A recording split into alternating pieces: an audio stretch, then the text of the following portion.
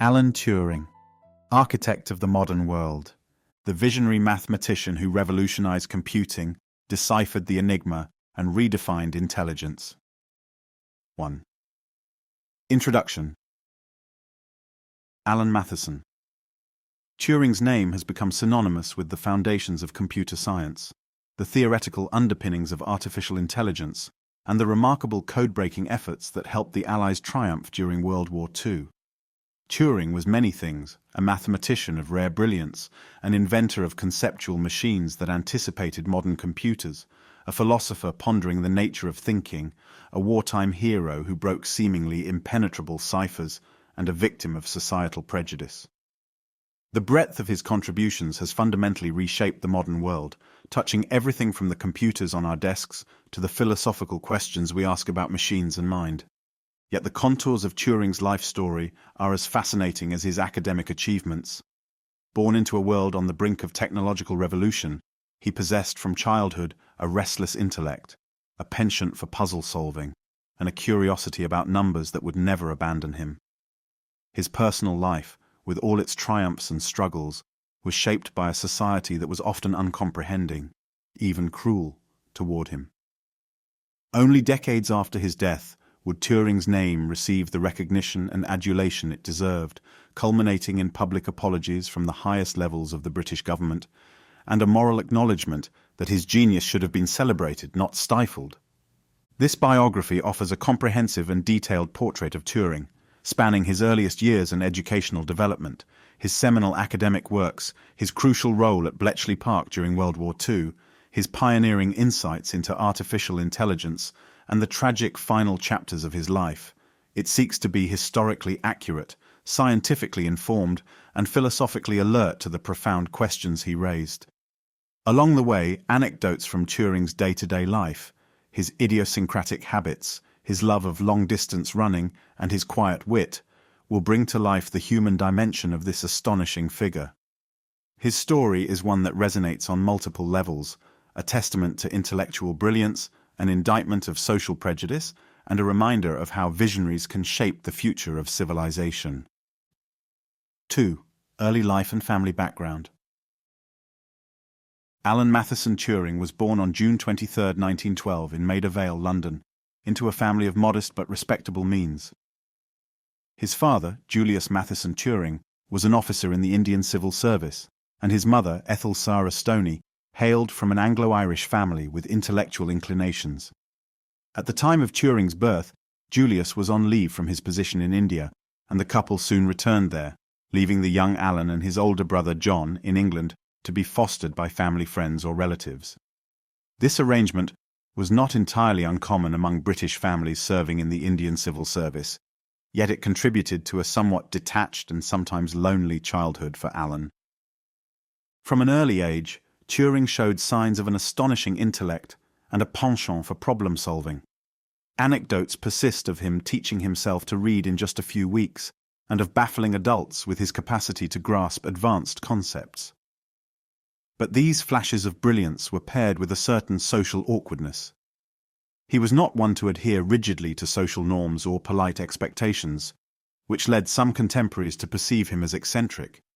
Though he would later become known for his unorthodox habits, it was evident even in childhood that Turing's mind operated on a different plane. During these formative years, Turing's parents instilled in him the value of education and discipline. Yet they also worried that he lacked the well-rounded social graces they expected. They placed him and John in various boarding schools in southern England, hoping that these institutions would shape him into a polished young man. But Turing remained far more concerned with mathematics and science than with the niceties of British upper-class life.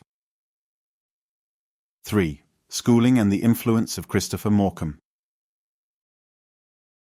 In 1926, Turing was enrolled at Sherborne School, a boarding school in Dorset known more for its classical education and emphasis on sports than for advanced mathematics or science. Turing's intellectual inclinations did not fit neatly into Sherborne's ethos. He often neglected his classical studies to focus on the subjects that fascinated him: mathematics, chemistry, and physics. Despite his seeming disregard for formal requirements, some teachers recognized his extraordinary abilities. Others, however, criticized him as inattentive or wool-gathering. It was during his time at Sherborne that Turing formed a profound bond with Christopher Morcom, a fellow student who shared Turing's enthusiasms for science and math. Morcom became a treasured friend and intellectual companion, a rare peer who matched Turing's curiosity. Their time together typically involved lively debates about mathematics and astronomy. They fueled each other's imaginations, and Turing spoke glowingly of Morcom's real enthusiasm for modern science. Tragedy struck in February 1930 when Christopher Morcom died from complications of tuberculosis. Morcom's death was a devastating emotional blow to Turing and played a significant role in shaping his subsequent life and work. In letters to Morcom's mother, Turing expressed a deep sense of loss and a renewed determination to pursue scientific inquiry. This event may have intensified his philosophical interest in the nature of mind, consciousness, and mortality. In later years, Turing would recall how he was driven by the sense that scientific discovery might be a way of connecting with Morcom's memory, or of understanding how life and thought were grounded in the physical realm. 4. Cambridge and the first steps toward computability theory. After completing his studies at Sherborne, Turing secured a place at King's College, Cambridge, in 1931. Cambridge provided a much more intellectually stimulating environment, aligning with Turing's fervor for mathematics. He arrived with a scholarship to study mathematics under the guidance of notable scholars such as G.H. Hardy, who was among the most respected mathematicians of his generation. Hardy's rigorous and elegant approach to mathematics exerted a powerful influence on Turing, though Turing would soon pursue inquiries that went well beyond traditional boundaries. During his time at King's, Turing thrived not only academically, but also socially. Cambridge was an environment more tolerant of individuality and unconventional thinking. He began to enjoy modest social circles, including the intellectual conversations held in King's College common rooms. Turing also started to realize that his sexual orientation, which he understood as homosexuality, was tacitly accepted among certain circles at Cambridge. This acceptance, while not universal, gave him a sense of liberation. But Turing was first and foremost consumed by mathematical problems that were at the cutting edge of the discipline. He became fascinated with the work of David Hilbert, a German mathematician who had proposed a now famous list of unsolved problems in mathematics. One of Hilbert's critical questions related to the decision problem, Entscheidungsproblem, essentially asking if there exists a systematic procedure that can determine the truth or falsehood of any mathematical statement. Turing set out to tackle this problem, not by direct attempts at solutions, but by devising a new conceptual framework that described the nature of computation itself. In 1936, Turing published what is arguably one of the most important mathematical papers of the 20th century, on computable numbers with an application to the Entscheidungsproblem. In this paper, Turing introduced what would later be called the Turing machine, an abstract device that manipulates symbols on a tape according to a finite set of rules. Turing's aim was to describe, in the most general possible terms, what it meant for a function to be computable. He demonstrated that there are problems, like the halting problem, that cannot be decided by any Turing machine. With this result, Turing not only addressed Hilbert's question, showing that it was undecidable in general, but also laid the foundation for what we now call computer science. At the time, there were no physical computers in the modern sense, but Turing's conceptual machine would eventually guide the architecture of real machines. 5. Princeton and further theoretical work. On the strength of his 1936 paper, Turing attracted international recognition, and he moved to Princeton University in the United States to pursue a PhD under the supervision of Alonzo Church, another leading figure in mathematical logic and computability theory. Princeton was a thriving center for mathematical research, hosting luminaries like John von Neumann, who was working on the nascent field of computer architecture and set theory. This environment was fertile ground for Turing's next leap forward. At Princeton, Turing delved deeper into algebra, logic, and number theory. He also worked on cryptography, a field that would soon prove more than theoretical. His doctoral dissertation, completed in 1938, elaborated on many of the ideas from his On Computable Numbers paper, focusing on ordinal logic and the concept of relative computing power. It was during his time at Princeton that Turing began to build something like a code-making machine, an encryption device, the significance of which would be realized on a global stage during World War II. Despite the academic freedom and resources available in the United States, Turing decided to return to Britain in 1938. A sense of duty, combined with the rising tensions in Europe, likely motivated his decision. He believed, correctly as it turned out, that a major conflict loomed on the horizon, and that his expertise in cryptography might be of national importance. Still, Turing returned to Cambridge with an advanced doctoral degree and a growing reputation in theoretical mathematics. He was poised to apply his talents to matters of enormous consequence. 6. Bletchley Park, code-breaking during World War II. When Britain declared war on Germany in September 1939, Turing was almost immediately recruited to join the Government Code and Cipher School, GC and CS, at Bletchley Park. This secretive estate in Buckinghamshire became the nerve centre for British code-breaking efforts, attracting mathematicians, chess champions, crossword wizards, and linguistic experts from across the country. Here, Turing found himself among intellectual peers, such as Gordon Welchman, Hugh Alexander, and Joan Clarke, working collectively on the formidable challenge of deciphering Germany's Enigma-encoded messages. 6.1. The Enigma Machine. The Enigma machine was a sophisticated electromechanical device that Germans believed was unbreakable. It used rotating rotors and a plugboard to generate complex letter substitutions, which changed every day according to key settings. Cracking Enigma required not only mathematical insight, but also organizational breakthroughs. The scale of the effort was enormous, as the Germans altered rotor settings daily, and the Allies needed to read messages quickly to gain timely strategic intelligence. Turing's initial approach involved a deep analysis of the Enigma's logical structure. He realized that certain patterns in German messages, common words, routine phrases, could be leveraged to reduce the staggering number of possible rotor configurations. Using a technique called banburismus, Turing exploited statistical methods to prune the search space. Yet the real game-changer would be the bomb, an electromechanical device that Turing designed, with critical contributions by Gordon Welchman, to automate much of the code-breaking process. 6.2. The Turing-Welchman Bomber. The bomb was, in many ways, a physical instantiation of Turing's concept of algorithmic procedure. Large, unwieldy, and sophisticated, the bomb could compare various rotor settings rapidly, searching for logical contradictions. Once it found a plausible match, the codebreakers could test it against known crib text to see if it decrypted messages correctly. Over time, dozens and then hundreds of these bombs were built, each named after geographical or mythological figures, working day and night to decrypt streams of German military communications. One of the more famous anecdotes from Turing's time at Bletchley Park is that he often chained his tea mug to a radiator to ensure that no one else used it.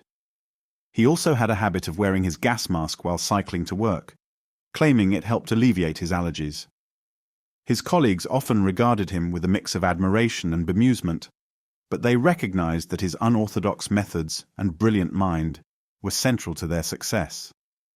Turing's direct, intense manner could be off-putting to some, but his collaborative spirit and willingness to listen to novel ideas made him a key figure in the code-breaking community.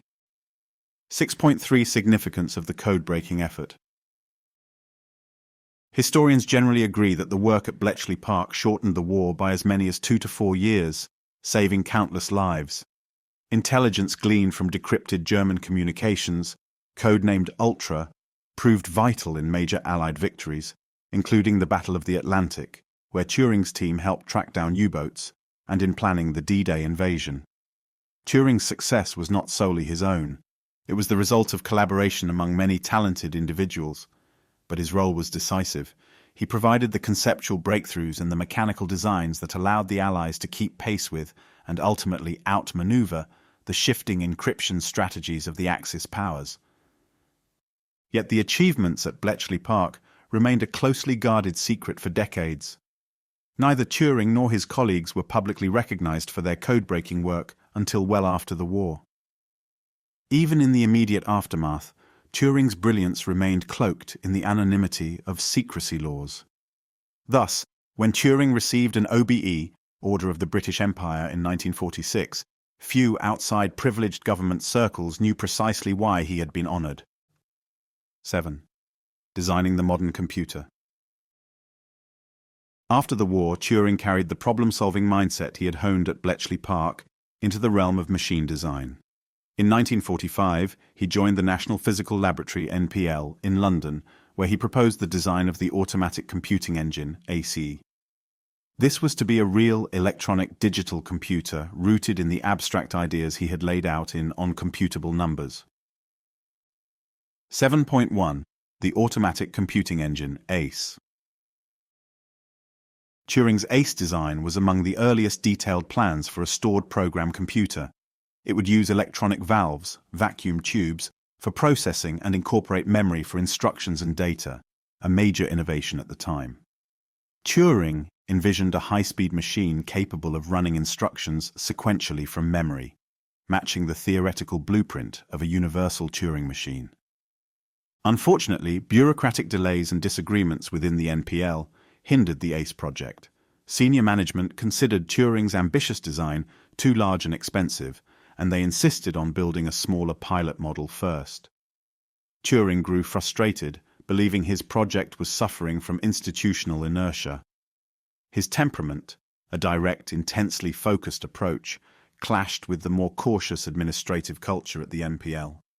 While Turing's relationship with the NPL grew strained, the concept of the ACE influenced future British computer projects, including the pilot ACE, which did eventually run in 1950.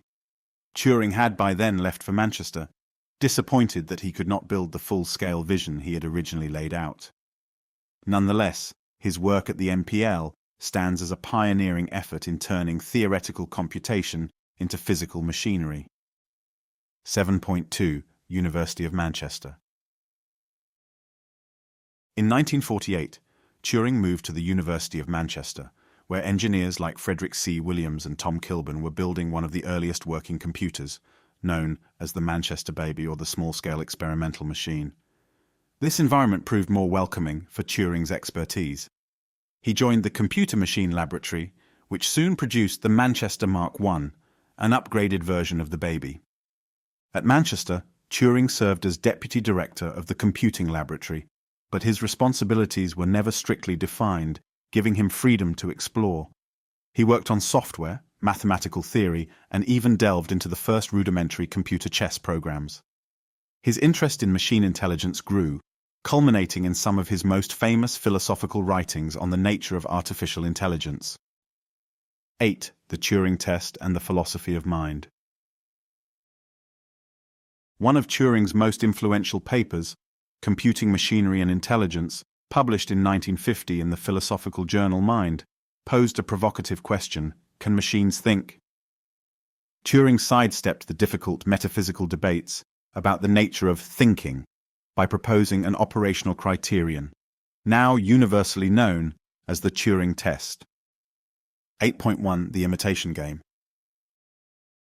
Turing's imitation game involved a human interrogator communicating via typed messages with two hidden interlocutors, one human, one machine. If the interrogator could not reliably distinguish which was which, Turing argued that the machine should be considered capable of thought. Rather than delve into abstract discussions of consciousness or soul, Turing proposed a behavioral yardstick: judge the machine by its performance in conversation. The Turing test sparked controversy and debate that has never fully abated. Philosophers questioned whether passing such a test truly constitutes thinking, or if it merely simulates thinking. Others championed Turing's pragmatic approach, seeing in it a way to move beyond fruitless arguments about the essence of mind. 8.2. Early AI research. Although Turing's formal involvement with AI research was relatively limited by historical standards, he died before the field had fully blossomed, his influence was profound. He explored ways a machine might learn from experience, anticipating the field of machine learning by decades. He wrote about training a network of artificial neurons, describing something akin to what we might now call a neural network. Though these ideas were largely theoretical during Turing's lifetime, they would later become mainstream in AI research. Turing's philosophical stance was, in many ways, ahead of its time. He believed that the human mind was effectively a form of computation running on the hardware of the brain. He was cautious in making grand pronouncements, but he strongly hinted that mental processes could, in principle, be replicated by mechanical devices, given sufficient complexity and suitable organization. This idea would eventually propel entire research programs in cognitive science, artificial intelligence, and computational neuroscience. 9. Personal life, identity, and struggles. Amidst his remarkable professional accomplishments, Turing faced significant personal challenges. While Britain's WW2 codebreakers were regarded as heroes privately, Turing could not publicly disclose his vital contributions to the Allied cause. Meanwhile, his sexual orientation was criminalized in the UK. Turing, who had found a measure of acceptance at Cambridge, now lived in a post-war Britain that, though modernizing in some respects, still maintained severe laws against homosexual acts. 9.1 Homosexuality in post-war Britain. It is difficult to overstate the social stigma and legal peril attached to homosexuality in the United Kingdom at this time. The Labouchere Amendment of 1885 made gross indecency between men a criminal offence, punishable by imprisonment. By the 1950s, prosecutions had increased, and a climate of fear surrounded gay men. Despite these risks, Turing was not particularly adept at concealing his orientation. He was by nature honest and straightforward, qualities that had served him well intellectually, but made him vulnerable in a society that demanded secrecy of gay men. In 1952, he entered into a relationship with a young man named Arnold Murray. When Turing's house was burgled, Turing reported it to the police, mentioning Murray's involvement. The police, upon learning of Turing's relationship with Murray, charged Turing with gross indecency. 9.2 The trial and chemical castration.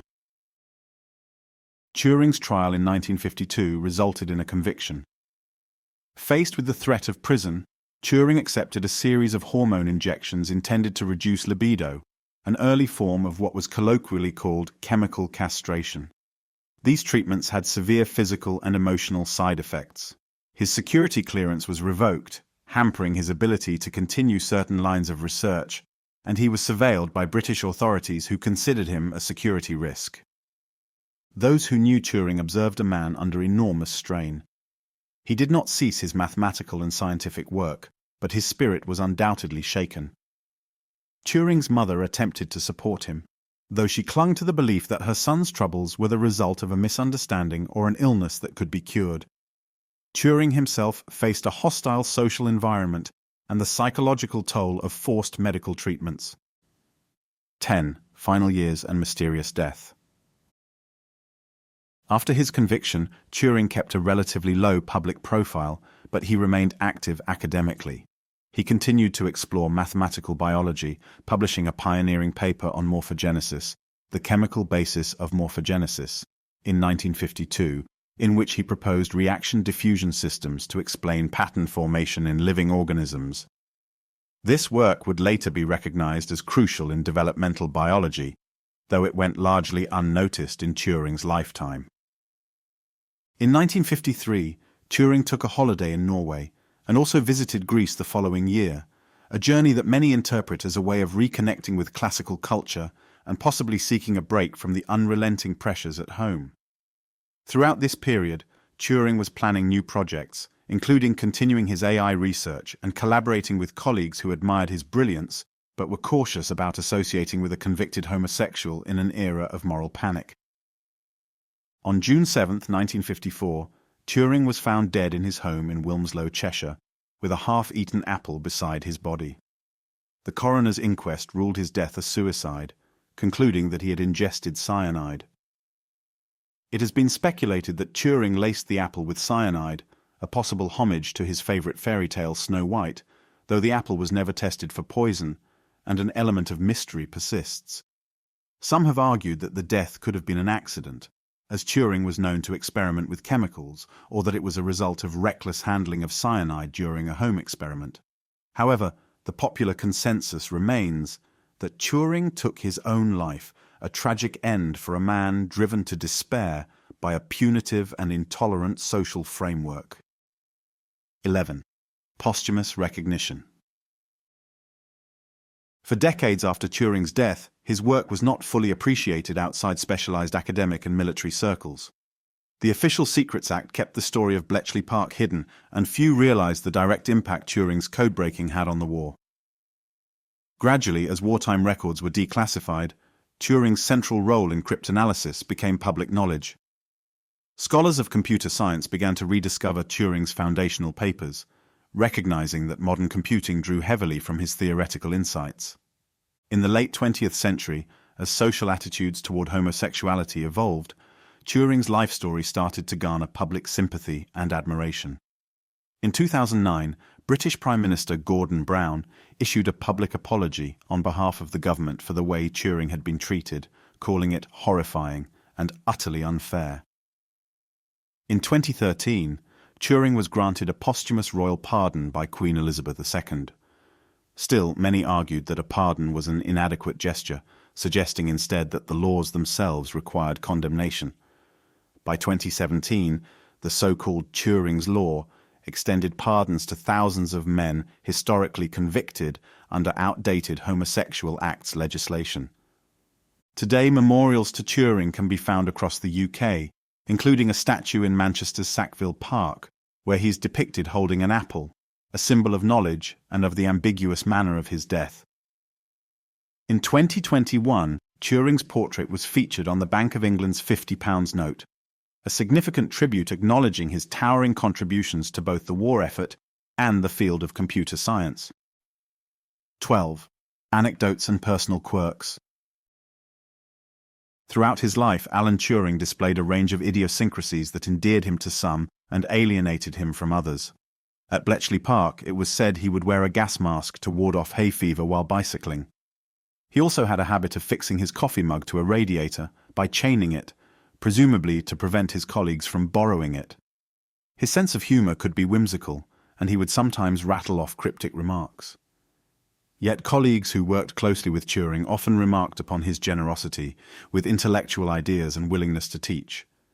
He was also an accomplished long-distance runner, capable of world-class marathon times. It is rumored that he even tried out for the British Olympic team in 1948, although an injury kept him from competing at that level. Running served as more than just a hobby for Turing. It was a way to relieve stress and allow his mind to wander freely, often arriving at insights mid-run. At times, Turing could be brusque when dealing with administrative or bureaucratic matters. He famously struggled with the slow pace of institutional processes, believing that if something could be done faster and better, then it should be. He was not overly sentimental about tradition or social graces, and he held a straightforward approach to problem-solving. In conversation, he could leap quickly from a mundane observation to a deeply technical discussion about mathematical logic, leaving less agile minds struggling to keep up. 13. Philosophical significance. Turing's life and work intersect with several major philosophical questions. One is the nature of computation. Turing's definition of a computable function still underpins theoretical computer science. By imagining a machine that can carry out any definable procedure, Turing effectively redefined how we think about mathematics, logic, and the potential of mechanical devices. Another question is the nature of mind and artificial intelligence. Turing's famous test remains a touchstone for debates about machine consciousness, the boundaries of human uniqueness, and the criteria by which we attribute intelligence. His method avoided getting bogged down in metaphysical speculation, offering instead a behavioral criterion grounded in the practical capabilities of machines. Furthermore, Turing's life story touches on ethical and social philosophy. His persecution for homosexuality shows how a society's moral judgments can devastate even its brightest minds.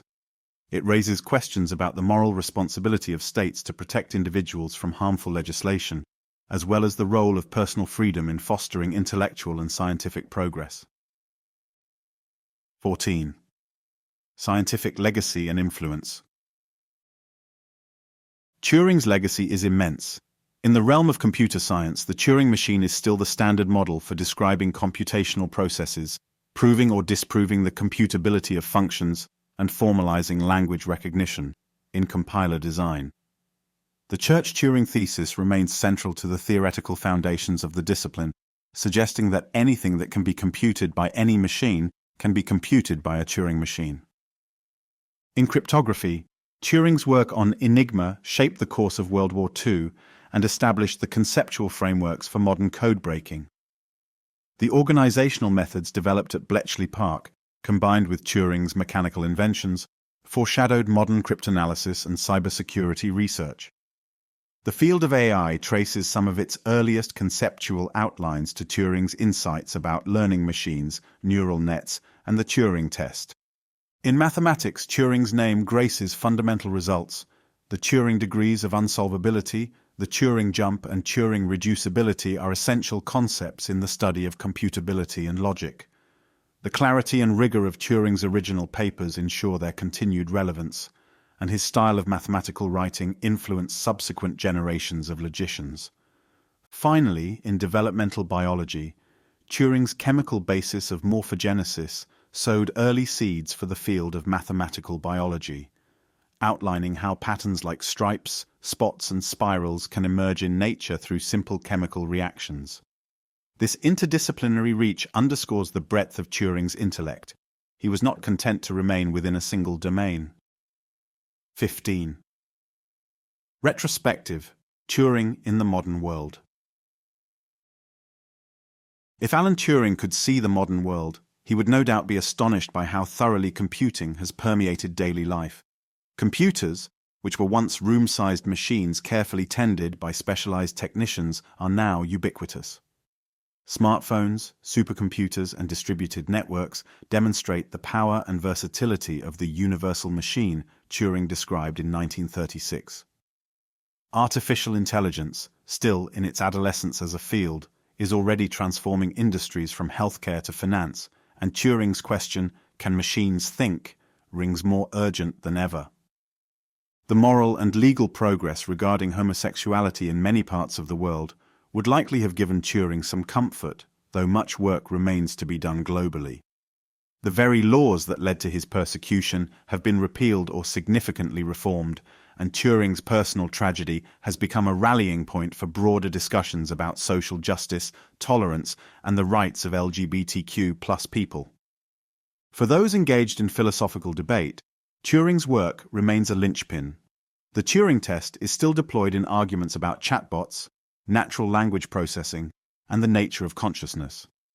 Even as sophisticated AI systems are judged not merely by how they mimic human conversation, but also by their ability to generate original insights, the spirit of Turing's test remains. It pushes us to ask what we truly mean by intelligence, understanding, and mind. 16. Conclusion.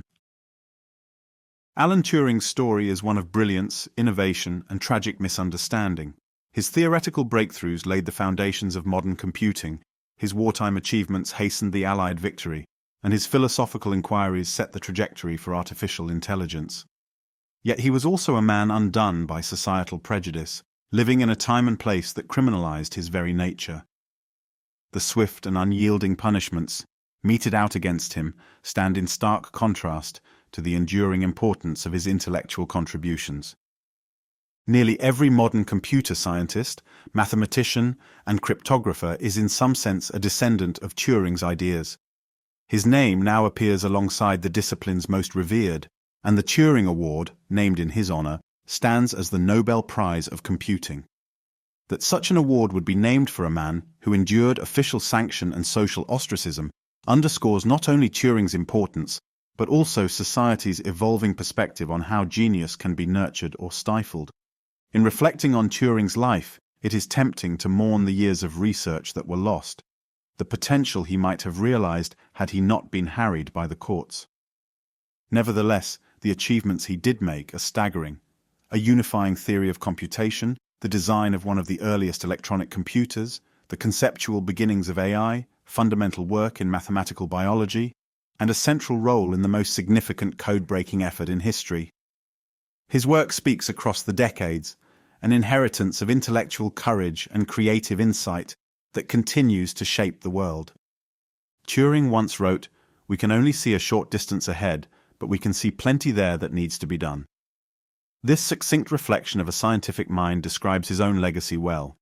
He opened vistas that subsequent generations continue to explore. From the universal machines quietly operating in our pockets to the emergent wonders of AI, Turing's vision endures as a testament to the boundless potential of human ingenuity, and a reminder that freedom of thought and personal liberty remain as vital to progress as any technological breakthrough. Author's note on sources and historical accuracy. This biography draws upon a wide range of historical records. Biographies, such as Andrew Hodges' Alan Turing, The Enigma, declassified documents from the British government, Turing's own published papers, and documented personal anecdotes from colleagues and friends at Cambridge, Princeton, Bletchley Park, and the University of Manchester. Care has been taken to remain accurate to known historical facts and to avoid perpetuating myths. Where ambiguities persist, such as the exact nature of Turing's death or certain details of his personal life, the text presents the generally accepted conclusions alongside the prevailing alternative viewpoints. By weaving together these diverse sources, we strive to present a nuanced, respectful, and comprehensive account of Turing's life and legacy.